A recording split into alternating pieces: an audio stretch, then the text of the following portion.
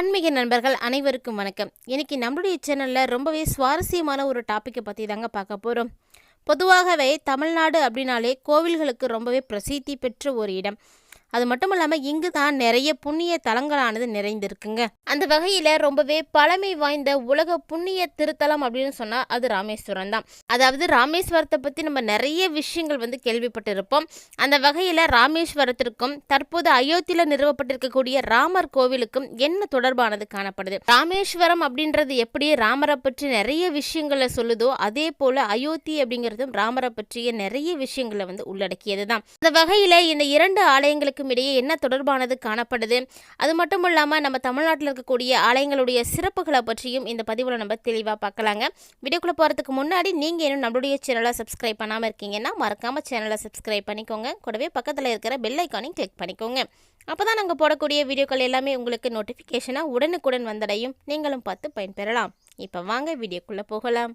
தமிழ்நாட்டில் ராமநாதபுரம் மாவட்டத்தில் ராமேஸ்வரத்தில் அமைந்திருக்கக்கூடியது தாங்க இந்த ராமநாத சுவாமி கோவில். இந்தியாவில் இருக்கக்கூடிய 12 ஜோதிலிங்க தலங்களுக்குள்ள ஒன்றாக இந்த ஒரு தலமும் பார்க்கப்படுது. அதாவது ராவணனை கொன்ற பாவம் தீர வேண்டும் அப்படின்றதுக்காக ஸ்ரீராமர் இங்கே வழிபட்டார் அப்படின்னு ஸ்தல புராணங்கள் எல்லாமே சொல்லுது. இந்த ஒரு காரணத்தினால தான் இங்கே இருக்கக்கூடிய மூலவருக்கு ராமநாத சுவாமி அப்படின்ற ஒரு பெயரும் இருக்குங்க. மேலும் இங்கே இருக்கக்கூடிய அம்மன் ஸ்ரீ பர்வத வர்த்தினி. ஸ்ரீராமன் சீதையை மீட்க ராவணனிடம் போர் புரிந்து அவனை கொன்றாரு. ராவணனை கொன்னுட்டமே அப்படின்ற அந்த ஒரு பாவத்தை போக்குவதற்காக மணலால் ஆன லிங்கத்தை வைத்து பிரதிஷ்டையும் செய்தாருங்க ஸ்ரீராமர். இதனால தான் மூலவருக்கு ராமநாத சுவாமி அப்படின்ற ஒரு பெயரும் வந்தது. அது மட்டும் இல்லாமல் இந்த தலத்துக்கு ராமேஸ்வரம் அப்படின்ற ஒரு பெயரும் அமைந்ததாக தான் சொல்கிறாங்க. அதாவது நம்முடைய வாழ்க்கையில் காசி மற்றும் ராமேஸ்வரத்தினுடைய யாத்திரை வாழ்வில் ரொம்ப ரொம்ப முக்கியத்துவம் வாய்ந்தது அப்படின்னும் நம்பப்படுதுங்க. காசி ராமேஸ்வரம் யாத்திரை மேற்கொள்ளக்கூடியவர்கள் முதல்ல ராமேஸ்வரத்தில் அக்னி தீர்த்தத்தில் நீராடிட்டு அங்கிருந்து மணல் மற்றும் தீர்த்தத்தை எடுத்து கொண்டு போய் காசிக்கு சென்று கங்கையில் மணலை போட்டுருவாங்களாம். பிறகு காசி விஸ்வநாதருக்கு இங்கிருந்து எடுத்து சென்ற அக்னி தீர்த்தத்தை அபிஷேகம் செய்யணும். பிறகு காசியில் இருந்து கங்கை தீர்த்தத்தை எடுத்துட்டு ராமநாதருக்கு அபிஷேகம் செய்ய வேண்டும். இதுதான் ஒரு நியதியாக செய்யக்கூடிய ஒரு விஷயம். அதோடு மட்டுமல்லாமல் இங்கு கோயில் கொண்டிருக்கக்கூடிய அம்மனுடைய பெயர் தான் பர்வத வர்த்தினி அம்மன். இந்த பர்வத வர்த்தினி அம்பிகை பீடத்திற்கு கீழே ஆதிசங்கரர் நிறுவிய ஸ்ரீசக்கரமானது காணப்படுதுங்க. அம்பிகைக்கு சித்திரை பிறப்பின்று மட்டும்தான் சந்தன காப்பு அலங்காரங்கள் எல்லாம் செய்வது வழக்கம். அம்மன் சந்நிதி பிரகாரத்தில் ஆதிசேஷன் மீது பள்ளி கொண்ட கோலத்தில் பெருமாள் காட்சி கொடுக்கிறாரு. மேலும் அம்பாள் சந்நிதி கோஷ்டத்தில் அஷ்டலட்சுமி மற்றும் மேற்கு நோக்கிய சண்டிகேஸ்வரி ஆகியோரும் காணப்படுறாங்க. இது மட்டும் இல்லாமல் முதல் பிரகாரத்தில் சீதை அமைத்த மணல் லிங்கத்திற்கு ராமர் பூஜை செய்யக்கூடிய சன்னதியும் அமைஞ்சிருக்குங்க. பல்லாயிரக்கணக்கான ருத்ராட்சங்கள் சேர்த்து அதில் நடராஜ பெருமாள் காட்சி கொடுக்கிறாரு. யோக கலையில் தேர்ச்சி பெறவும் நாகதோஷ நிவர்த்திக்காகவும் இந்த சன்னதியில் நாகவடிவில் இருக்கக்கூடிய பதஞ்சலி முனிவரிடம் வேண்டிக்கிறாங்க. 2 லிங்கங்களுக்கு மத்தியில் சரஸ்வதி, சங்கர நாராயணர், அர்த்தநாதீஸ்வரர், ஏகாதச ருத்ரலிங்க சன்னதிகளும் அமைஞ்சிருக்குங்க. ஸ்படிகலிங்க பூஜை கர்ப்பகிரகத்தில் இருக்கக்கூடிய ஆதிசங்கரர் பிரதிஷ்டை செய்த ஸ்படிகலிங்கத்திற்கு தினமும் காலை 5 மணி முதல் 6 மணி முடிய சிறப்பு தரிசனங்கள் எல்லாமே செய்கிறாங்க. இப்படி ராமநாதபுரம் மன்னர் முத்துராமலிங்க சேதுபதி கோவிலில் இருக்கக்கூடிய உலக புகழ்பெற்ற நீண்ட 3ஆம் பிரகாரத்தை அமைச்சிருக்காருங்க. 1212 தூண்களோடு கூடிய இந்த பிரகாரம் 690 அடி நீளமும் 435 அடி அகலமும் 22 அடி உயரமும் கொண்டது. சொல்லப்போனால் இந்த ஆலயம் பார்த்தீங்கன்னா தென்னிந்திய கோவில்களை போலவே இந்த கோவிலுக்கு 4 பெரிய மதில்களால் சூழப்பட்டது காணப்படுதுங்க. கிழக்கிலிருந்து மேற்காக 855 அடியும் நீளமும், வடக்கிலிருந்து தெற்காக 257 அடி நீளமும் கொண்டு கிழக்கு மற்றும் மேற்காக 2 பெரிய கோபுரங்களை கொண்டும் காணப்படுது.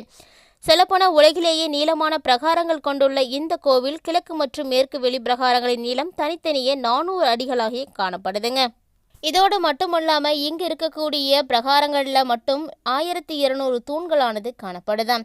இது போன்று எவ்வளவு பெருமைகளை கொண்டு காணப்படுது இந்த ராமேஸ்வரம் அப்படிங்கிறத உங்கள் எல்லாருக்குமே தெளிவாக தெரியும்னு நினைக்கிறேன்.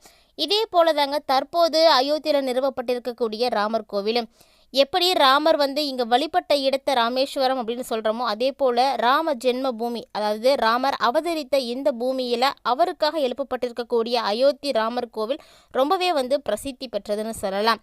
அந்த ஒரு ஆலயத்தை பற்றிய சிறப்பான விஷயங்களையும் வந்து நம்ம இப்போ பார்க்கலாங்க. 1500 ரூபாய் மதிப்பு கொண்ட ஒரிஜினல் கருங்காலி மாலை நம்ம கிட்ட 1100 ரூபாய் மட்டுமே. பாலிஸ்டர் மாலையும் நம்ம கிட்ட இருக்கு. 8 mm பாலிஸ்டர் மாலை வேணும்னா 1400 ரூபாய் வரும். கேஷ் ஆன் டெலிவரி நம்ம கிட்ட கிடையாதுங்க. ரொம்ப நம்பகத்தமையா தினமும் வந்து பாத்தீங்கன்னா நிறைய பேர் வாங்கிட்டு இருக்காங்க. மாலையிலேயே பல வகை இருக்குங்க. ஃபர்ஸ்ட் குவாலிட்டி மாலை இந்த ரேட்டுக்கு உங்களுக்கு எங்கேயுமே கிடைக்காதுங்க. கான்டாக்ட் 88 70 10 75 27. ஒன்றாக சொல்லக்கூடியது தாங்க அயோத்தி. உத்தரப்பிரதேச மாநிலத்தில், அதுவும் அயோத்தியில் அமைய பெற்றிருக்கக்கூடிய ராமர் ஆலயம் ரொம்ப வந்து சிறப்பு வாய்ந்தது. ஏன்னா பல போராட்டங்கள், பிரச்சனைகள், சர்ச்சைகளுக்கு பிறகு தற்போது ராம பூமியான அந்த ஒரு இடத்துல அவதரித்திருக்கக்கூடிய ராமரை வழிபாடு செய்வதற்காக மக்கள் கூட்டம் அலைமோதுது அப்படின்னு கூட சொல்லலாம். அப்படிப்பட்ட ராமர் கோவிலுடைய கருவறையில் பாலராமர் சிலை வந்து இப்போ வச்சுருக்காங்க. இந்த சிலையானது வைக்கக்கூடிய நிலையில தான் எல்லாருடைய கவனத்தையும் வந்து ஈர்த்திருக்குங்க. அயோத்தியில் பிரதிஷ்டை செய்யப்பட்டிருக்கக்கூடிய இந்த ஒரு சிலையானது 3000 கோடி ஆண்டுகளுக்கு பழமை வாய்ந்த ஒற்றை பாறையால் உருவாக்கப்பட்டது தான் இந்த குழந்தை ராமர் சிலை. அதனாலேயே இது ரொம்பவே விசேஷமானது அப்படின்னு கூட சொல்லப்படுது. உலகிலேயே ஆக சிறந்த வேலைப்பாடுகளோட அயோத்தியில் இந்த ஒரு சிலையானது வைக்கப்பட்டிருக்குங்க. அதாவது உண்மையிலேயே 5 வயதுடைய பாலகனான ராமனை நம்ம நினைவு கூறக்கூடிய வகையில தான் இந்த ஒரு சிலையானது வடிவமைக்கப்பட்டிருக்கு. இந்த சிலையானது வெவ்வேறு இடங்களில் வந்து உருவாக்கி இருந்தாலுமே கூட கர்நாடக மாநிலத்தை சேர்ந்தவர் உருவாக்கிய இந்த ஒரு சிலை தாங்க நம்மளுடைய கருவறையில் வந்து வைக்கிறதுக்கு உகந்தது அப்படின்னு தீர்மானம் பண்ணியிருக்காங்க. ராமர் அவதரித்த அவருடைய ஜென்ம பூமியில் ராமருக்காக ஆலயம் எழுப்பப்பட்டு இருப்பது அப்படிங்கிறது இப்போ இந்த ஆண்டு நிறைவேறி இருப்பது அனைவருக்குமே மிகப்பெரிய லட்சியம்னு கூட சொல்லலாம். அதாவது அவர்களுடைய கனவுகளை எல்லாம் நினைவாக்கிய நாள் அப்படின்னு கூட இந்த நாள் நம்ம சொல்லலாங்க. அந்த வகையில் இந்த ஆலயமானது திறப்பு விழாவிற்கு பிறகு ராமனுடைய தீவிர பக்தனாக இருந்த அனுமன் ராமரை காணாமல் இருக்கவே மாட்டார். அந்த வகையில் 100 ஆண்டுகளாக காத்திருந்து ராமனை தரிசனம் செய்ய வேண்டும் அப்படின்றதுக்காகவே இந்த அனுமன் கூட அங்கே வந்து சென்றார் அப்படின்ற ஒரு விஷயமும் வந்து வெளியாகியிருக்குங்க. இணையதளத்தில் இந்த ஆலயத்தை பற்றிய நிறைய சிறப்பு வாய்ந்த தகவல்களானது வெளிவந்துட்டு தான் இருக்குது. இப்படி தமிழ்நாட்டில் இருக்கக்கூடிய ராமேஸ்வரத்திற்கும் நம்ம அயோத்தியில் இருக்கக்கூடிய ராமர் கோவிலுக்கும் நிறைய தொடர்பு காணப்படுதுங்க. ஏன்னா இரண்டுமே வந்து ராமருடைய அவதாரமாக இருக்கக்கூடிய ஒரு கோவில் தான். ராமரை நம்ம வணங்கணும், நம்மளுடைய வாழ்க்கையில் இருக்கக்கூடிய அத்தனை விதமான தோஷங்களும் நீக்கி வாழ்க்கையில் வேண்டிய வரங்கள் பெறணும் அப்படின்னா கண்டிப்பாக இந்த ராமர் ஆலயங்களுக்கு வந்து நம்ம போயிட்டு வரலாம். இந்த 2 ஆலயங்களுமே இருக்கக்கூடிய மாநிலங்கள் வேண்டுமானாலும் வேறு வேறாக இருக்கலாங்க. ஆனால் ஒரு பொதுவாக ராமருடைய கருத்தை கொண்டு உருவாக்கப்பட்ட ஆலயம் அப்படிங்கிறது தான் உண்மையான ஒரு விஷயம். ராவணனை பொறுத்த வரைக்கும் சீதையை அவர் சிறைப்பிடித்து சென்றாலுமே கூட அவர் கண்ணியம் தவறாமல் நடந்துக்கிட்டார் அப்படின்றது தான் ஒரு குறிப்பிடத்தக்க விஷயம். இருப்பினும் கூட ராமருக்கும் ராவணனுக்கும் ஏற்பட்ட பிரச்சனையில் ராமர் ராவணனை வந்து கொன்று விட்டாருங்க. அவர் கொன்ற அந்த ஒரு பாவத்தை நீக்கணும் அப்படிங்கிறதுக்காக தான் ராமேஸ்வரத்தில் வந்து ஒரு பூஜையும் வந்து செய்திருக்காரு. அப்படி அவர் பூஜை செய்து வழிபட்ட திருத்தலத்தை தான் ராமேஸ்வரம் அப்படின்ற ஒரு சிறப்பான பெயரோடு அழைத்துட்டு இன்னமும் வந்து வணங்கிட்டு வராங்க. மிகவுமே புண்ணிய தலமான ராமேஸ்வரம் தமிழ்நாட்டில் இருப்பது ரொம்பவே நமக்கு பெருமை தக்கக்கூடிய ஒரு விஷயங்க. அதே போல தான் அயோத்தியில் உருவாக்கப்பட்டிருக்கக்கூடிய இந்த ராமர் ஆலயமும் நமக்கு பல்வேறு விதமான பெருமைகளை வந்து கொண்டு சேர்க்கக்கூடிய விதமாக தாங்க இருக்குது. அது மட்டும் இல்லாமல் ராமபிரானை யாருக்கெல்லாம் ரொம்ப பிடிக்குமோ அவங்களாம் தவறாமல் வீடியோக்கு லைக் பண்ணிக்கோங்க. வீடியோ பற்றிய கருத்துக்களையும் வந்து எங்களோட வந்து ஷேர் பண்ணிக்கோங்க. கூடவே ஸ்ரீ ராமஜெயம் அப்படின்ற மந்திரத்தை தவறாமல் வந்து கமெண்ட் பாக்ஸில் 3 முறை வந்து பதிவு செய்யுங்க. ராமரனுடைய ஆசி அருள் நமக்கு கண்டிப்பாக கிடைக்கும்.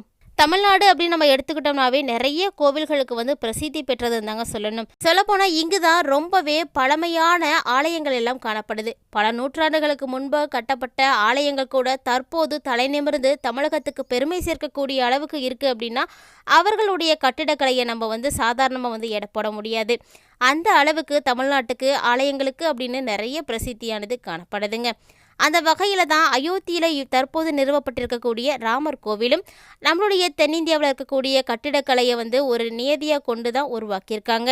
அதாவது நாகரா கட்டிடக்கலை நுட்பத்தில் இந்த சிற்ப தூண்களோட அயோத்தியில் ராமர் ஆலயமானது கட்டப்பட்டிருக்கு அப்படிங்கிறத யாராலும் மறுக்க முடியாதுங்க. அந்த வகையில் ராமேஸ்வரத்தில் இருக்கக்கூடிய ராமர் ஆலயத்திற்கும் தற்போது அயோத்தியில் நிறுவப்பட்டிருக்கக்கூடிய ராமர் ஆலயத்திற்கும் என்ன தொடர்பு இருக்கு, தமிழ்நாட்டில் இருக்கக்கூடிய கோவில்களுடைய சிறப்புகள் பற்றி எல்லாம் நீங்க தெளிவாக தெரிஞ்சிட்டு இருப்பீங்கன்னு நினைக்கிறேன். அந்த வகையில் இந்த வீடியோ பதிவானது உங்களுக்கு பிடிச்சிருக்குன்னா வீடியோக்கு மறக்காம லைக் பண்ணிட்டு வீடியோ பற்றிய கருத்துக்களை எங்களோட ஷேர் பண்ணிக்கோங்க. கூடவே இந்த தகவல்களை உங்களுடைய நண்பர்களோடும் உறவினர்களோடும் ஷேர் பண்ணிக்க மறந்துடாதீங்க.